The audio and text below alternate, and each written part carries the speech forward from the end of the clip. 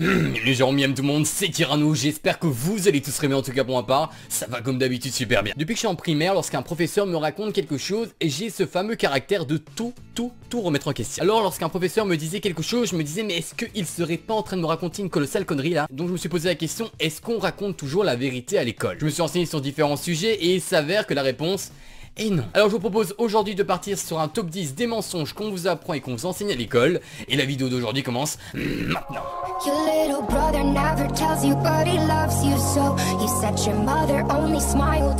Monsieur, l'eau est bleue parce qu'elle reflète le soleil, n'est-ce pas?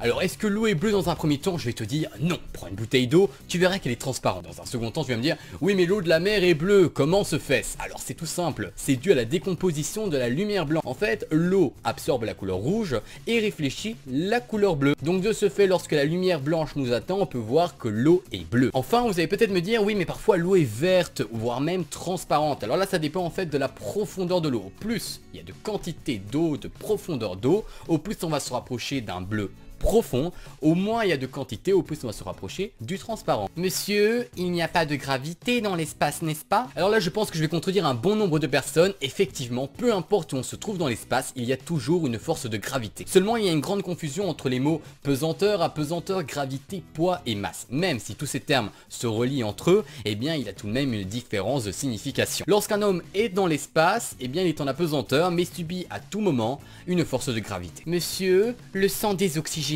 il est bien bleu, n'est-ce pas? Alors j'espère sincèrement pour vous que vous le savez. Est-ce qu'il est rouge? Est-ce qu'il est bleu? Qu'on soit bien d'accord, il est rouge. Oxygéné, désoxygéné, il reste rouge. Seulement le problème vient du fait que dans les manuels de sciences, il y a une distinction qui est faite entre le circuit désoxygéné qui lui est représenté par la couleur bleue, tandis que le circuit oxygéné est représenté par la couleur rouge. Ce n'est qu'un manque de précision des professeurs ou une malcompréhension, une incompréhension de la part des élèves. Mais en tout cas, on est bien d'accord, le sang est rouge. Monsieur, les humains, ils descendent bien du chimpanzé, n'est-ce pas? Effectivement, les deux espèces de chimpanzés se rapprochent très fortement de la morphologie de l'homme. Cependant, le chimpanzé ne descend pas de l'homme et inversement, l'homme ne descend pas du chimpanzé. Ce qu'il faut savoir et ce qu'il faut retenir, c'est que le chimpanzé et l'homme ont une racine commune et cette séparation date d'il y a 6 millions d'années. Monsieur, aller à l'école, c'est obligatoire, n'est-ce pas? Alors aller à l'école n'est pas obligatoire. Ce qui est obligatoire cependant, c'est l'instruction de 6 à 16 ans. Cette obligation vient de la loi Ferry qui est apparue en 1882. Donc aller à l'école n'est pas obligatoire, mais cependant je vous dirais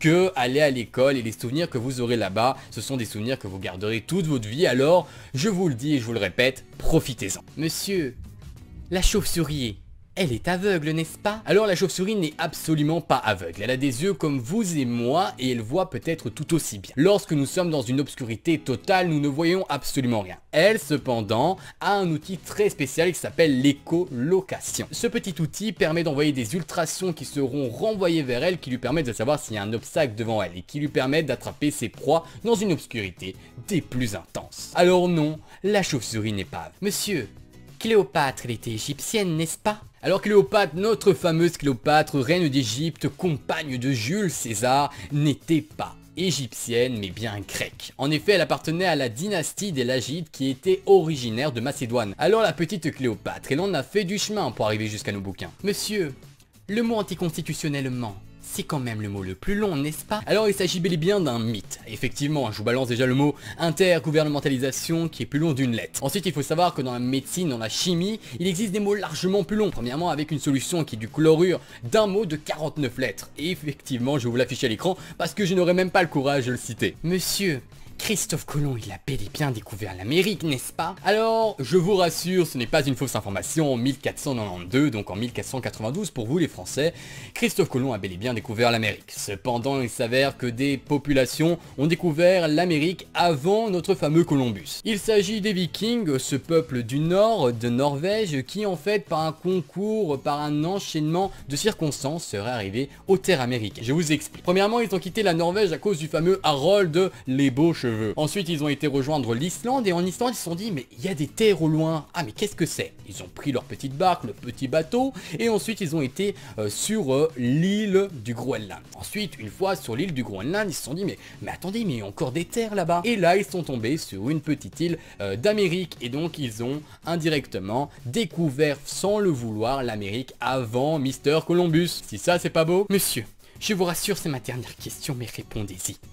Est-ce que Charlemagne a inventé l'école, s'il vous plaît? Alors, non. Charlemagne n'a pas inventé l'école et malgré la chanson populaire, mais qui a eu cette idée folle un jour d'inventer l'école, non, Charlemagne n'a pas inventé l'école. En effet, l'école, comme on l'entend, eh bien, existe depuis l'époque des Grecs, des Romains, et il s'avère que c'était plutôt à l'époque pour les riches parce qu'il y avait un certain coût pour pouvoir étudier. Ce qu'il faut peut-être retenir de Charlemagne, c'est qu'il a aidé à ce que l'école soit accessible pour tous, pour les riches comme pour les pauvres. Et c'est là qu'intervient notre fameux Charlemagne. Donc non, Charlemagne n'a pas inventé l'école, mais il a aidé à ce qu'elle soit accessible pour chacun d'entre nous. Je vous remercie de m'avoir écouté. En tout cas, si je vous ai appris quelque chose, n'oubliez pas le petit j'aime qui récompense le travail.